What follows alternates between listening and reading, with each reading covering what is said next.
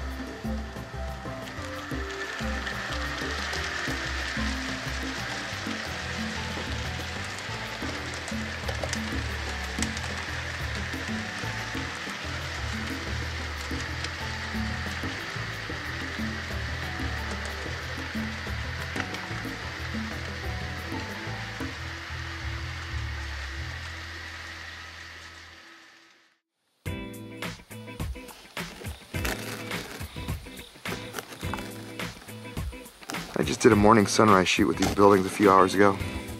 I also did a yesterday afternoon shoot with these buildings. They're really nice structures. These are metal and resin. These are a real sleeper. Bachmann makes these. Bachmann sells these structures in their catalog and their line.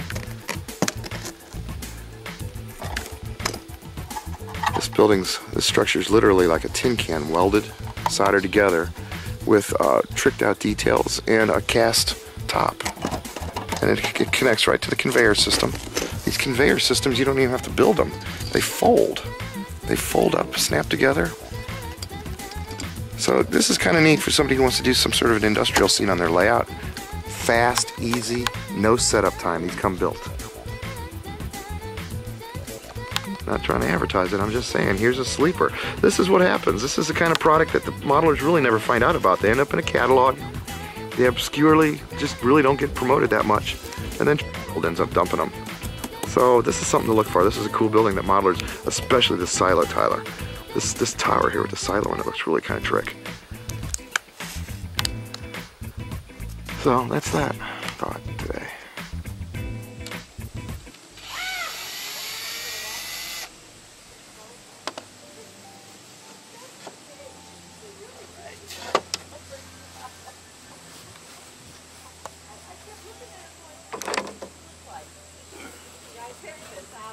That's a pretty nice looking model, Mike. Yes.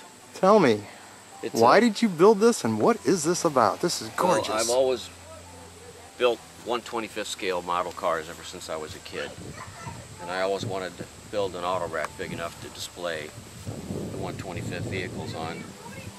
So I started this project over 30 years ago. I built the flat car And back then I didn't really know much about the dimensions. I was just kind of making things up, and it's about a scale foot too wide. But other than that, it's all pretty much scale. I made all the uprights and made all these parts from scratch. I resin cast a lot of things, like the gussets inside, the brake shoes, and then as far as the vehicles go, these are all AMT 69 Chevelles. There's a couple resin kits in here. This is a resin El Camino, and this is a resin station wagon. But I had to do a lot of work on it, and I put the trim on there, the trim on the roof, and I made all these vehicles look like they were being shipped brand new from the GM plant in Leeds, which is outside of Kansas City, Missouri. I hand cast a lot of parts for the vehicles, open wheels, headrests, bench seats, steering columns, and then I did a lot of body work on several vehicles. I changed them into 4-doors, which involved kit bash and a roof and all that stuff. So anyway, there's at least one each of all 7 body styles for 1969 Chevelle cars. I did a lot of trim with bare metal foil on the vehicles, and I had to make my own side windows. And all the vehicles have stickers in the windows and build sheets on the dashboard, and line inspection stickers in the windshield. So anyway, I finally finished this in summer of 2010. A couple years earlier, I had some of the people from the St. Louis RPM over at my house, and this was in stages of construction at the time, and one of the guys there, Wayne Hallowell, said, boy, it sure would be nice if you could get this done for the next RPM meet. So it kind of spurred me on, because I'd been sitting on it for 20 years while I had kids and raised a family and everything. So finally I got fired up, and the original flat car is made out of wood. I built the rest of the rack out of styrene and painted it, used decals from Tom Stolte, Oddballs decals. He custom made them for me.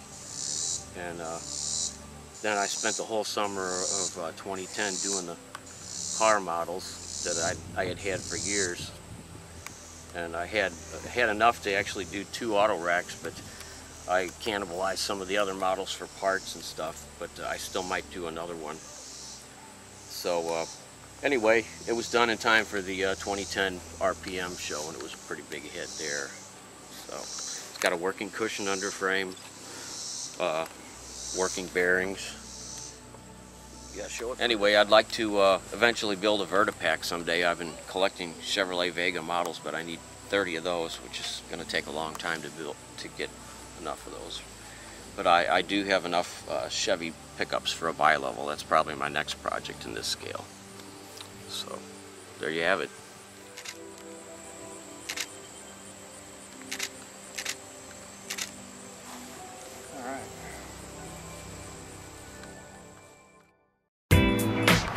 Here's a what's neat this week.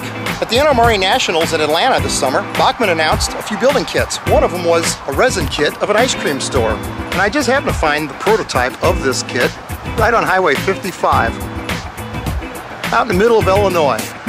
They say they purchased the building on eBay. They say it took them 2 weeks to put it together.